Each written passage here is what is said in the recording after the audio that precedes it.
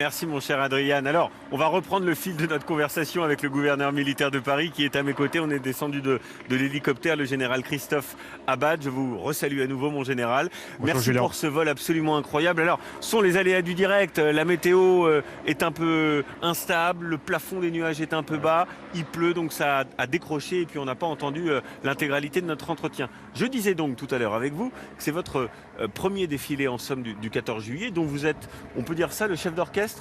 Exactement. Le gouverneur militaire de Paris a la responsabilité de la conception, de la planification et de la réalisation et de l'exécution le 14 juillet de cet exercice singulier. Une émotion particulière, j'imagine, pour vous, mon général, à plusieurs titres. Premier défilé du 14 juillet, et puis retour à un défilé du 14 juillet classique avec l'ensemble des troupes qui vont défiler le long des Champs-Élysées. Oui, alors qu'on soit soldat ou général, le 14 juillet, c'est un jour particulier.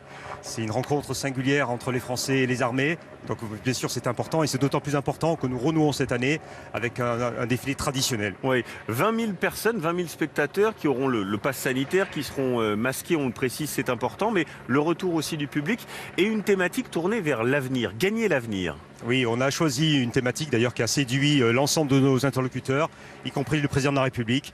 Gagner l'avenir, c'est un terme très fort, très positif, très constructif. De résilience aussi. Exactement, ça veut dire pour le pays, c'est un slogan, un thème à double détente. Pour le pays, ça veut dire finalement être capable de sortir grandi et plus fort et aller de l'avant et regarder l'avenir. Ouais. Et pour les armées, c'est être capable de combattre demain dans des conditions beaucoup plus exigeantes, dans la haute intensité, servi par des matériels de haute technologie. Qu'on va découvrir tout à l'heure sur les Champs-Élysées. Je voudrais simplement faire un petit clin d'œil et remercier l'armée de l'air parce qu'ils ont mis à contribution leurs appareils. Ce sont les deux appareils Fennex. C'est un hélicoptère de légende dans lequel on a eu la chance de voler tout à l'heure. On les remercie pour cela, évidemment. Oui, on peut remercier d'ailleurs l'escadron Paris 6, historique, Paris, qui travaille sur la base aérienne 107 de Villacoublay et qui est dédié à la sûreté aérienne en Île-de-France et tout particulièrement pour les Parisiens autour de Paris. Bien, mon général, merci. C'était un honneur de voler avec vous. Je peux vous faire un chèque ?